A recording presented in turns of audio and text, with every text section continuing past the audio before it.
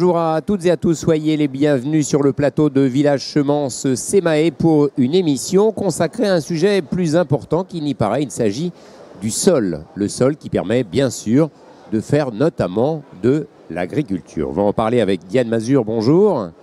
Bonjour. Vous êtes agricultrice d'abord dans l'Aube, depuis une dizaine d'années, c'est ça? Exactement. Qu'est-ce que vous produisez? Qu'est-ce que vous faites? Je produis comme beaucoup de gens de blé, de l'orge et du colza, mais ma spécificité c'est de faire des semences. Comme par hasard, nous sommes sur ce studio.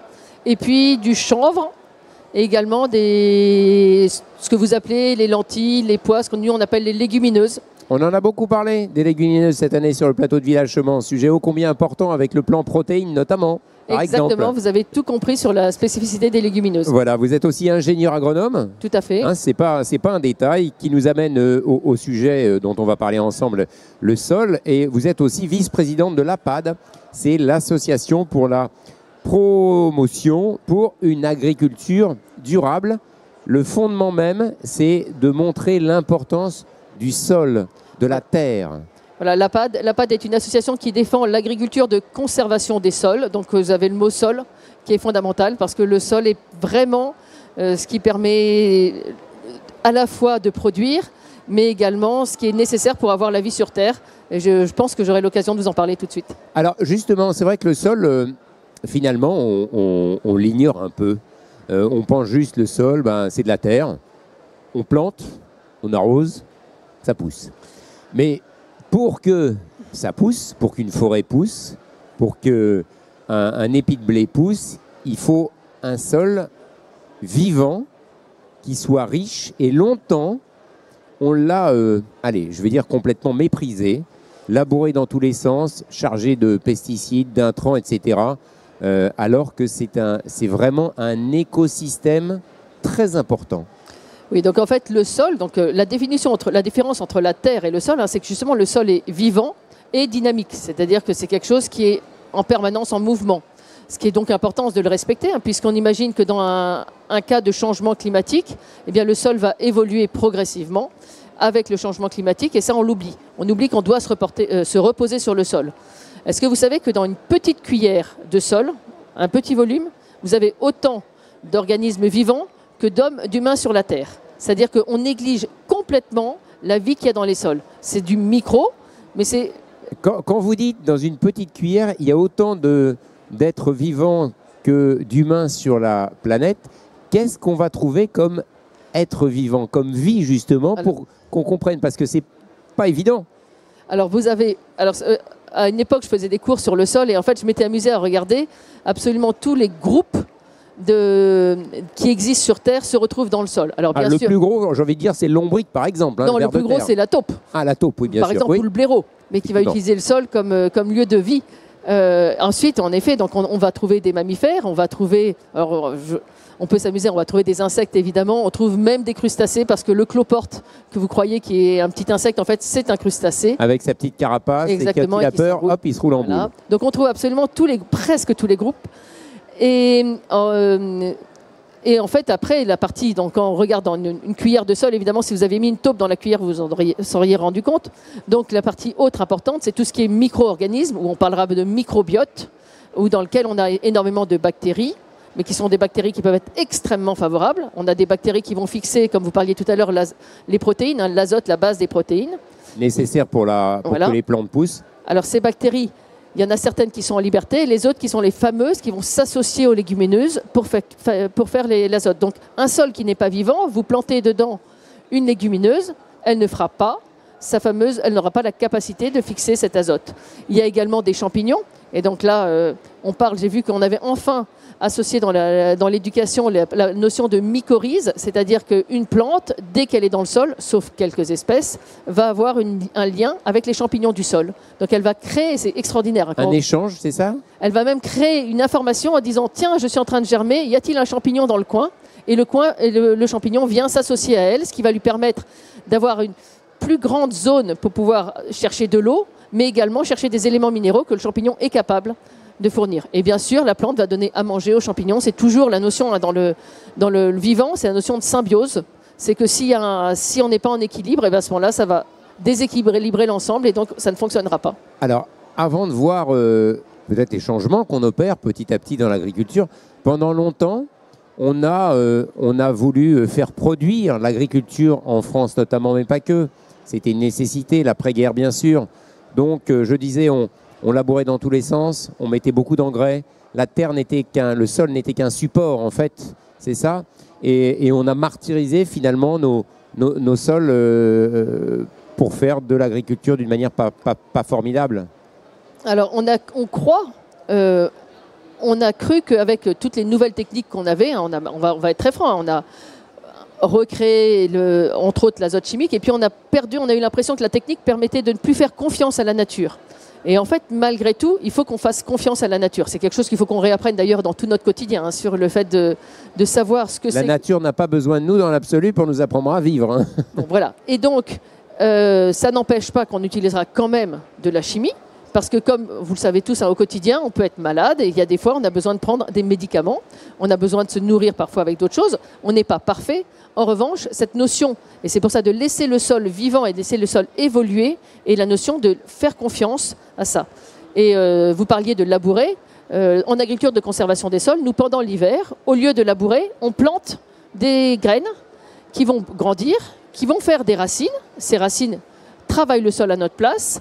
Entre autres, par exemple, on prend des radis. Le radis s'appelle le radis restructurator. Parce qu'en fait, c'est un radis, exactement, on a toute la notion, il va casser les mottes de terre, il va restructurer le sol. On a ça, il y a toutes les racines. Et puis, il y a, toujours pendant l'hiver, en plus d'utiliser ces plantes pour restructurer notre sol, on va utiliser des légumineuses qui vont apporter de l'azote dans le sol. Donc là, on va mettre de l'engrais. On va l'enrichir naturellement. Ce qui ne sera pas suffisant pour faire une production, mais ça sera déjà quelque chose. Et puis, on va également, comme toutes les plantes qu'on a mises sur le sol captent du carbone, hein, vous vous rappelez vos cours sur la photosynthèse, ça capte le carbone, ça le transforme en matière. Cette matière, on la remet au sol et c'est donc on va augmenter la matière organique des sols, c'est-à-dire fixer du carbone dans les sols. Et là, quand on parle de fixation de carbone dans les sols, on est dans le système de toute la question de la lutte contre le réchauffement climatique, hein. Non, on va dire le dérèglement climatique, excusez-moi, c'est-à-dire diminuer le carbone qui est dans l'air pour le mettre dans les sols. Ce qui est extraordinaire, hein, c'est tout ça, c'est grâce à cette vie du sol et à toute la production qui va avec. Quelque part, il faut laisser faire la nature, lui donner un petit coup de pouce en fonction de ce que l'on veut obtenir le cas échéant, planter effectivement certaines plantes à certains moments de l'année pour aérer le sol, lui apporter des compléments. Donc il faut davantage tenir compte de tout ça. Est-ce qu'aujourd'hui, c'est quelque chose qui, au sens large, dans l'agriculture en France, est mieux pris en compte? Pas totalement, bien sûr, j'imagine, mais est-ce qu'on en tient davantage compte? Alors, notre fameuse association, l'Association pour la promotion d'une agriculture durable. L'APAD. L'APAD, ça veut bien dire que si on est que des agriculteurs et on s'investit dans cette association pour promouvoir. Ça veut dire qu'on trouve que ça ne va pas assez vite, hein. C'est bien la question, hein. Sinon je ne serais pas là aujourd'hui sur ce plateau.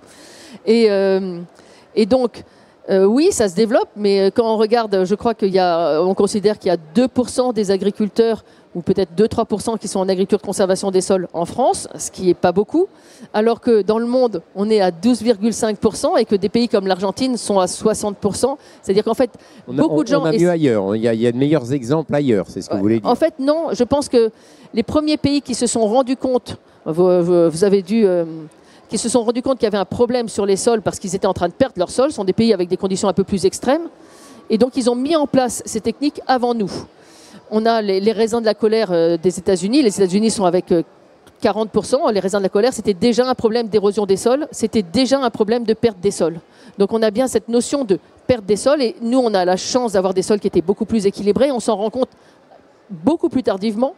Mais en fait, on est dans un système où nos sols sont en train de se dégrader. Et si on veut l'en empêcher tout en produisant, il faut qu'on le respecte avec des techniques comme celles qu'on est en train d'avoir avec l'agriculture de conservation des sols. Est-ce que pour être positif aussi, il n'y a pas certains exemples qui sont intéressants? Je me souviens, je suis allé il y a quelque temps en Champagne et j'ai pu voir, plutôt que de labourer effectivement entre les rangs de vignes, ils laissent le sol recouvert de végétaux, voire comme vous le dites, ils plantent. Alors ça ne veut pas dire qu'ils sont certainement parfaits à tous les niveaux dans le respect de la vie du sol, mais il y a des pas qui sont faits Tout à fait. Et pour aller dans la bonne direction. Ils sont exactement en train de faire la même chose que ce qu'on fait. Alors après, il y a des techniques sur la vigne.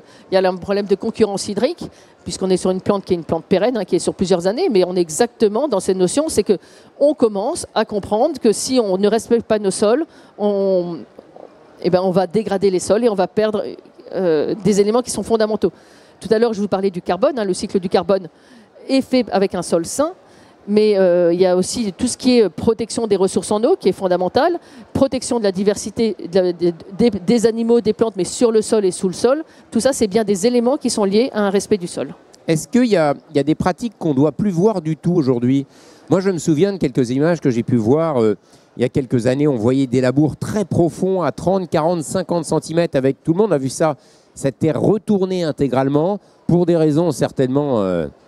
qui tiennent debout peut-être, mais ensuite on a dit, oui mais ça on est en train de complètement tuer ce sol et cette vie qu'il y a dans le sol, on la retourne, c'est comme si on retournait le monde en entier finalement. Alors, je promeus une autre agriculture. En revanche, je n'aime pas casser du sucre sur le dos de mes chers collègues qui sont les agriculteurs et on ne sait pas pourquoi est-ce que chaque agriculteur a fait ses choix. Il y a beaucoup de choses, c'est très difficile de changer ces techniques, surtout quand le labour, par exemple en France, c'est quelque chose, Sully disait, labourage et pâturage sont les deux mamelles de la France. Par exemple, voilà, ça fait partie des fondamentaux dans l'imaginaire de la pratique agricole tout à finalement. Fait. Et donc, pour moi, le meilleur moyen de répandre cette agriculture, c'est de regarder ce qui se fait chez un voisin. C'est comme ça que ça se passe en agriculture, on regarde on observe l'autre. Et donc c'est bien par des réseaux d'agriculteurs comme le mien, par un soutien, c'est-à-dire on est toujours en groupe pour réussir à avoir cette révolution. Parce qu'en fait, l'agriculture de conservation qui dit nous ne travaillons plus le sol est une révolution pour l'agriculteur. Et pour ça, c'est très difficile. Et chaque fois que justement, il y a mise en place de nouvelles techniques qui demandent d'avoir un sol qui soit vivant, c'est grâce à ce sol qu'on va pouvoir évoluer. Moi, je parle tout le temps de spirale vertueuse. Et ça, si le plus tard on s'y met, vu que justement on est avec un dérèglement climatique, le plus difficile ça sera. C'est pour ça que c'est une urgence de changer les pratiques agricoles. Est-ce que, vous parliez de génération, on a appris à cultiver, à labourer effectivement son champ depuis des décennies. Avec l'arrivée de nouveaux agriculteurs de plus jeunes, même s'ils ne sont pas assez nombreux, mais il y en a quand même, ceux qui évoluent aussi quand même, est-ce que justement ce regard sur ces pratiques-là change un petit peu, même modestement? Alors, si on voulait que ça change, il y aurait deux choses qui seraient nécessaires. La première, c'est l'impact des parents. Et donc là-dessus, on est comme ça, on est dans un système traditionnel, un peu patriarcal en France encore aujourd'hui. De jeunes agriculteurs qui reprennent l'exploitation des parents, ont regardé, ont vu, ont entendu et refont un peu. Ensuite, il y a la partie éducation. Et pour moi, c'est vraiment la prochaine étape dans laquelle il faut qu'on travaille un peu plus. Je me suis amusée à tester les différents jeunes qui sortaient d'école d'ingénieurs agronomes ou agricoles. Ah oui, intéressant. Sur le stand. Et alors Je pense qu'il y a encore du travail à faire. Il y a encore vraiment du boulot à faire. Beaucoup de travail à faire. Donc, mais c'est très bien. Ça veut dire que, pour moi, dans la PAD, on a un objectif de communication. On communique. On fait des journées. Les agriculteurs peuvent organiser des journées portes ouvertes chez eux, ce qui permet de communiquer finalement avec le local et les gens autour d'eux. Et je pense qu'on a vraiment une prochaine étape qui sera essayer de voir comment agir au niveau de tout ce qui est éducation, parce que l'agriculture de conservation des sols n'est pas connue, ou pas encore assez connue pour ces jeunes agriculteurs. Comment, Diane Mazur, pour terminer, comment est-ce qu'on peut en savoir plus sur l'association, se renseigner, savoir s'il y a une antenne près de chez soi, ou comment est-ce qu'on peut Alors, faire? il y a un super site internet. Donc, c'est pour l'APAD. L'APAD, APAD. Je pense que c'est www.apad.asso.fr. Heureusement que j'ai des gens qui me cachent derrière, mais sinon vous écrivez qui vous soufflent à l'oreille. Association pour une agriculture, pour la promotion d'une agriculture durable, et vous tombez dessus, il n'y a aucun problème. D'accord. En 2 mots, qu'est-ce qu'on va trouver dessus comme ça? Alors c'est un site où vous allez trouver tout ce que vous voulez. Il y a également pour les gens qui font de l'éducation justement la possibilité de s'inscrire pour recevoir des kits pédagogiques. Il y a plein de choses. Vous serez nos journées portes ouvertes près de chez vous. Et si vous êtes agriculteur, vous saurez aussi à qui vous adresser pour pouvoir rejoindre un de nos réseaux.